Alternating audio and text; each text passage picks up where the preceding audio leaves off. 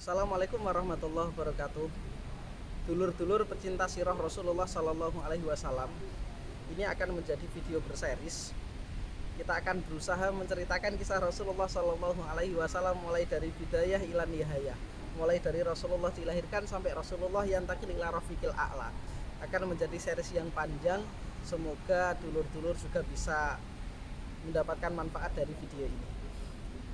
Dulur pecinta sirah, Rasulullah Shallallahu Alaihi Wasallam itu adalah nabi yang terakhir, menjadi panutan kita. Maka belajar sirah itu adalah belajar untuk kayak kita pengen seandainya Rasulullah hidup bagaimana, kita memahami bagaimana Rasulullah Shallallahu Alaihi Wasallam hidup. Ini adalah belajar sirah Rasulullah Shallallahu Alaihi Wasallam. Oleh karenanya dulur, kita akan mulai video ini dengan apa sih hikmah belajar sirah Rasulullah Shallallahu Alaihi Wasallam. Orang kalau pengen belajar ilmu nahwu, tujuannya agar ketika dia belajar membaca kitab, ketika dia membaca Al-Quran, membaca hadis Rasulullah dengan baik dan benar dan paham. Maka belajar sirah juga ada hikmah belajar sirahnya. Kami rangkum menjadi 5 hikmah belajar sirah Rasulullah Shallallahu Alaihi Wasallam. Yang pertama, dulur pecinta sirah, belajar sirah Nabi, belajar sirah Rasulullah Shallallahu Alaihi Wasallam. Hikmah yang pertama atau faedah yang pertama dari belajar sirah itu adalah mengetahui bahwasanya Rasulullah Shallallahu Alaihi Wasallam itu bagaimana sih ketika beliau hidup. Pribadi Rasulullah itu pribadi yang bagaimana, muamalah Rasulullah itu muamalah yang bagaimana. Pertama, kita memahami pribadi Rasulullah, memahami Rasulullah, dan memahami kondisi serta situasi di mana Rasulullah itu hidup. Karena Rasulullah hidup di bangsa Arab yang zaman itu ada 2 kekuatan besar, ada Persia, ada Romawi, dan Rasulullah berada di tengah-tengah. Bagaimana kondisi Rasulullah Shallallahu Alaihi Wasallam hidup? Tujuannya apa? Agar kita mengetahui bahwasanya ternyata Rasulullah itu orang yang cerdas, orang yang jenius, juga seorang nabi yang diberikan wahyu. Kenapa 2 sifat ini harus melekat pada Rasulullah? Dulur, banyak orang yang mengatakan bahwasanya Rasulullah hebat benar, Rasulullah yang cerdas benar, tidak salah. Akan tetapi ketika kita mengatakan Rasulullah jenius dan cerdas, tidak ada sisi lain bahwasanya Rasulullah seorang nabi, dikemungkinkan orang yang jenius dan cerdas itu salah. Tapi apabila orang yang jenius dan cerdas, maka rancangannya pasti akan runtut, rancangannya pasti akan lengkap, dan seandainya kurang benar di dalam mengambil kesimpulan, ada wahyu yang membenarkan itu.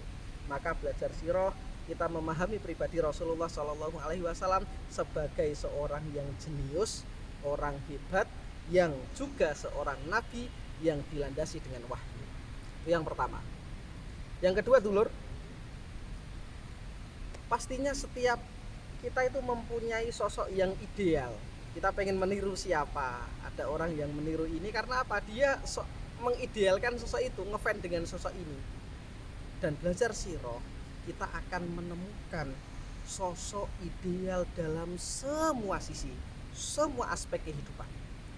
Rasulullah Shallallahu Alaihi Wasallam seorang pemimpin, tidak ada pemimpin sehebat Rasulullah. Rasulullah Shallallahu Alaihi Wasallam sebagai seorang suami, kita ini yang akan menjadi suami-suami, kita nirunya siapa? Kita niru Rasulullah Shallallahu Alaihi Wasallam. Rasulullah adalah suami terhebat, suami terbaik. Rasulullah Shallallahu Alaihi Wasallam sebagai seorang pedagang, tidak ada yang kejujurannya yang meragukan. Orang zaman itu tidak ada yang meragukan kejujuran Rasulullah Shallallahu Alaihi Wasallam.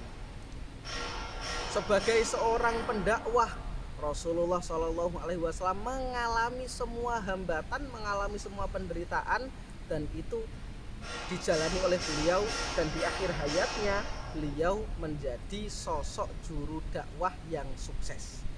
Jadi pelajaran kedua, hikmah kedua dari belajar sirah Rasulullah Shallallahu Alaihi Wasallam, agar kita menemukan sosok pemimpin, sosok suami, sosok orang yang ideal yang bisa kita tiru di semua sisinya. Yang ketiga, dulur, bahwasanya Al-Quran itu adalah sumber hukum pertama.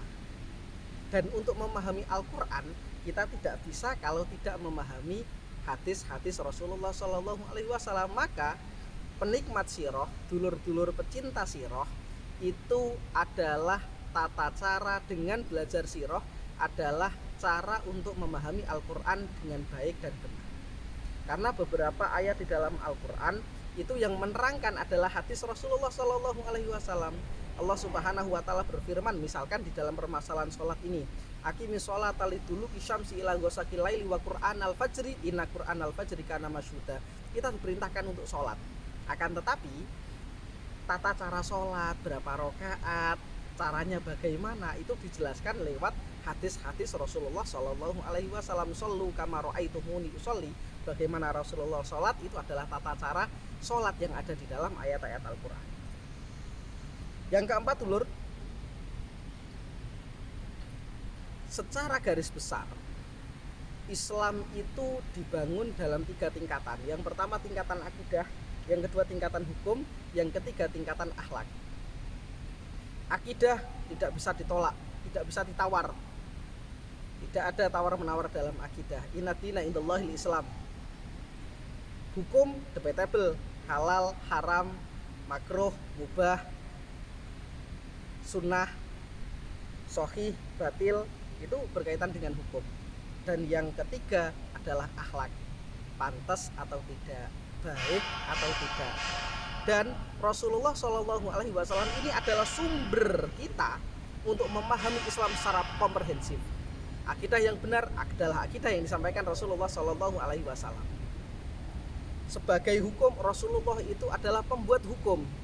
Maka apa yang disampaikan Rasulullah, kalau itu wajib harus kita lakukan, kalau itu sunnah boleh kita kerjakan, kalau itu makruh harap kita tinggalkan, kalau itu mubah boleh kita lakukan, boleh kita tinggalkan. Rasulullah sebagai pensyari', Rasulullah sebagai orang yang mensyariatkan hukum atas wahyu dari Allah Subhanahu wa Ta'ala. Maka untuk memahami hukum-hukum Islam secara komprehensif, kita harus melihat bagaimana pribadi Rasulullah SAW. Dan yang terakhir, dulur, tingkatan ketiga, akhlak itu berkaitan dengan pantas atau tidak.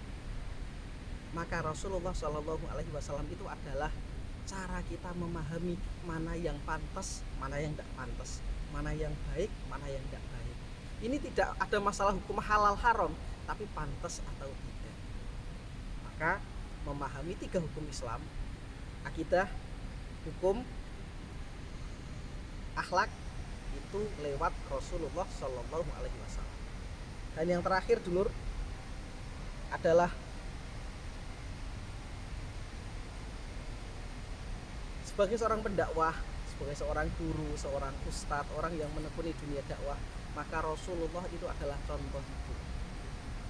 Pasti di dalam proses dakwah, proses penyebaran Islam, proses penyebaran ilmu, kita mengalami masalah, kita mengalami kondisi-kondisi yang sulit, kita menderita dan lain sebagainya. Maka saat itu, saat susah-susah itu, kita lihat Rasulullah, kita baca sirah Rasulullah, sehingga kita tahu bahwasanya apa yang kita alami, penderitaan yang kita rasakan, sakit yang menerpa kita, semuanya itu tidak ada apa-apanya dibanding dengan Rasulullah Shallallahu Alaihi Wasallam.